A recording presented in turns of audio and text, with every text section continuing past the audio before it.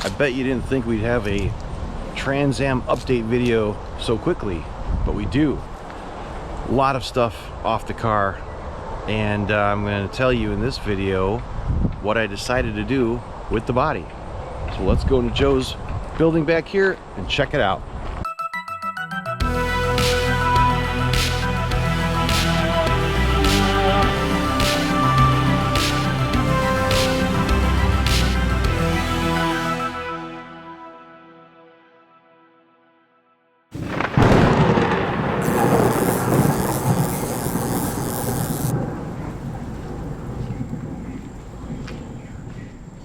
Some goofballs welded in 1969 motor brackets to this subframe for the Trans Am. So those had to be ground off. It was ridiculous. So we'll get the correct ones on there.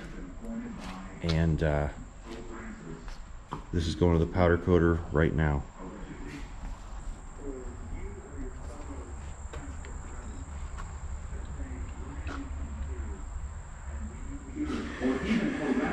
So here we are. This is only 1 week later since I posted that last video. Maybe less. No, it's been like 3 days. Joe got that hole welded up on the back quarter. Remember that dumb rubber antenna was here? This thing, all the glass is out now. It's on the rotisserie. Yeah, it's going on a rotisserie. But I want to just show you this body and tell you what I decided to do after making a couple of phone calls. Look how nice these window channels are. Really clean. Cleaning rubber out of there still. You'll see on a lot of old cars this rots out here. The rainwater trickles down from a bad seal, starts rusting here, and go down into the car, rust your floor pans out. I think this car was garage kept for a lot of its life. But I wanted to go over this, take a good look at all of that, because these can be problem areas, no doubt, on any old car. Any old car. Lots of times you'll see the window channels just rusting out.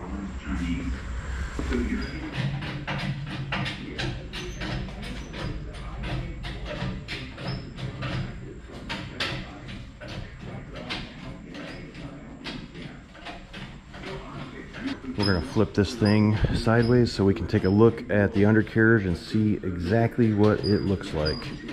I'm so excited to see what the bottom of this car looks like.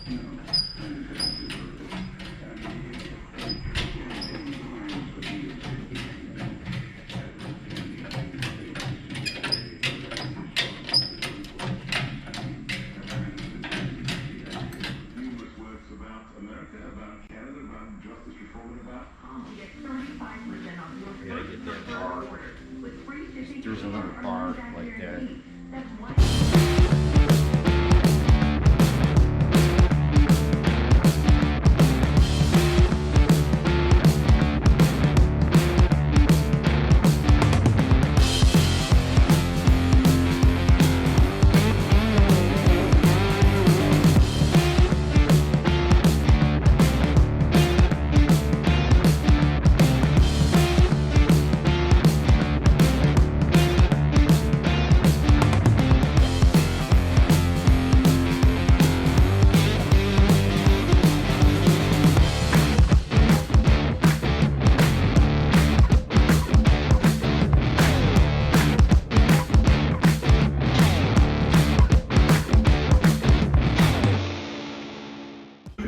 Look at that. Right here is the only rust we have found so far on this car. You know, real rust, not surface rust. But this is behind here. Like maybe Joe was saying maybe some leaves were stuck down there or something, but the other side's mint. Isn't that crazy? This thing is so clean and solid. It's nuts.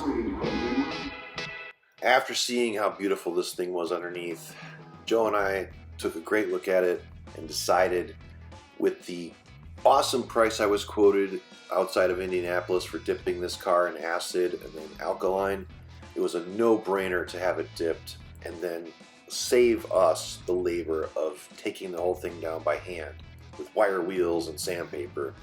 So we'll end up redoing all of the red primer again, adding all the seam sealers back on it, and then of course the factory undercoating patterns in the wheel wells. Like I said, this thing is gorgeous. It's rock solid. It deserves to be done right.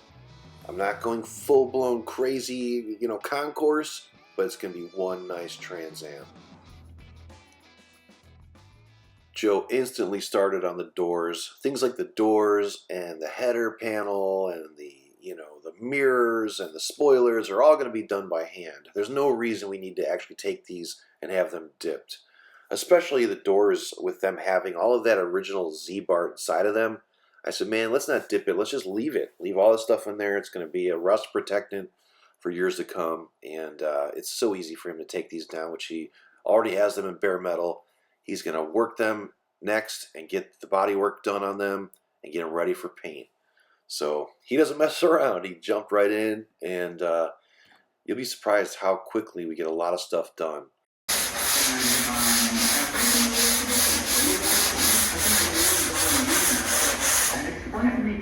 What is wrong with this guy? I mean, $10 wants to work at CNN. It's pretty clear, right? Like, I mean, he's interviewing for jobs in CNN. He's willing to throw away his constituents and his country. I mean, is he a compromised congressman? I think it would expose these people for what they really are, and I think that would offer the opportunity for the voters of the country across the country to vote in your terms, helping your body consumption. I don't see any of that shit.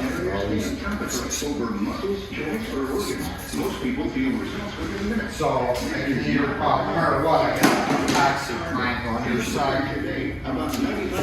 So, I can either blow epoxy on the whole freaking lid. Meatball has a spray polyester they make of their own, which is good shit. And I can put it right over the epoxy. Or I can get that tan stuff, that rusty fender. Yeah. Epoxy primed underneath, and then put the rusty fender on top and block that.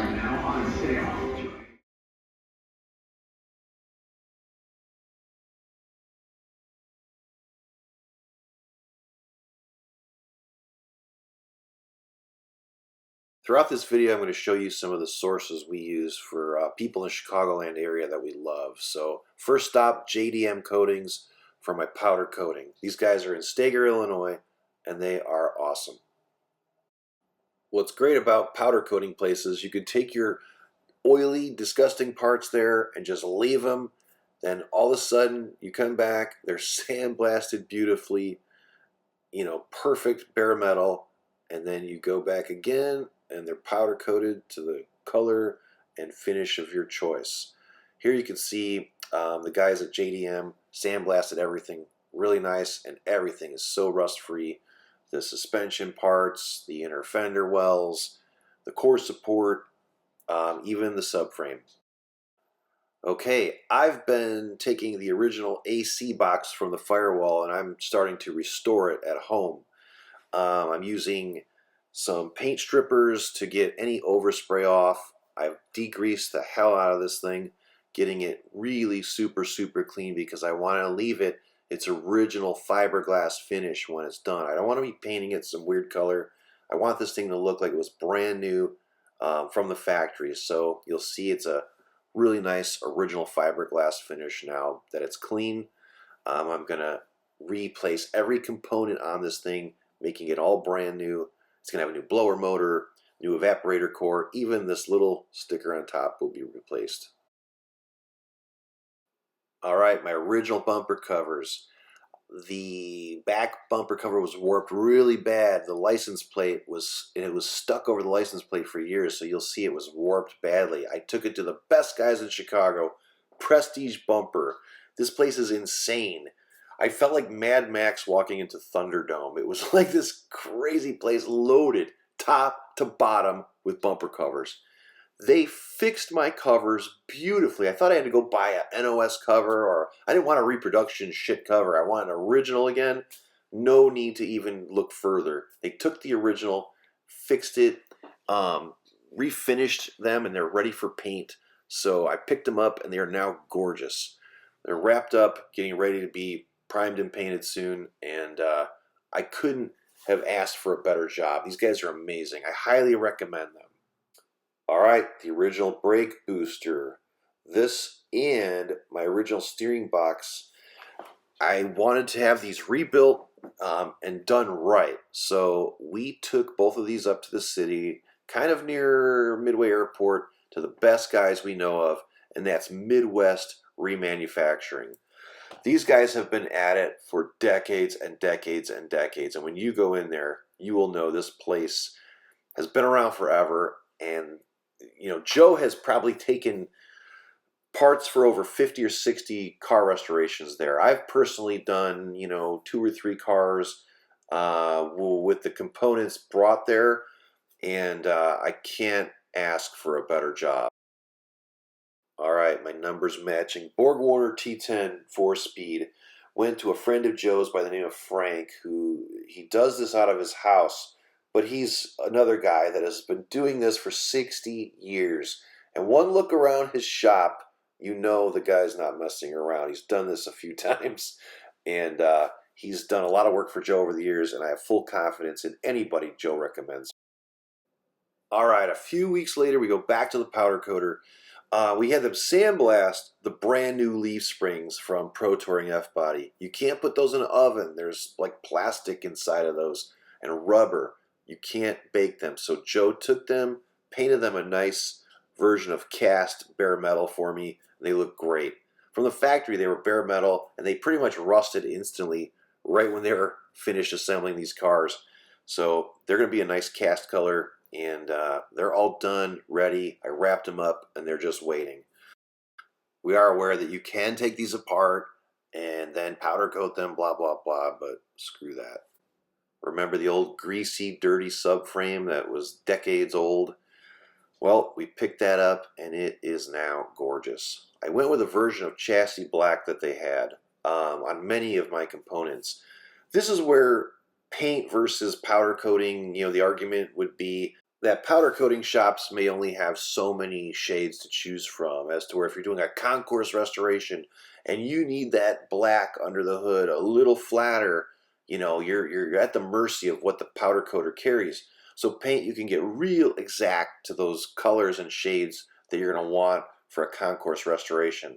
What I've done here, though, I mean, 9 times out of 10, it's going to look great to any judge. I'm not going for concourse judging on this car anyway, but this car's going to look awesome. It's pretty correct.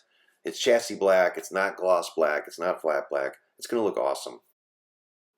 I'd like to give a quick shout out to Pro Touring F-Body. I went down to Tennessee, picked up all my stuff in person, all of my suspension parts, leaf springs, coils, everything. Great company to deal with. And I'm so excited to get all of this stuff ready soon and start rebuilding that whole front assembly. All right, thanks for checking out this quick update. There's a lot more to come on this Trans Am. Restoration, build, whatever the heck you want to call it.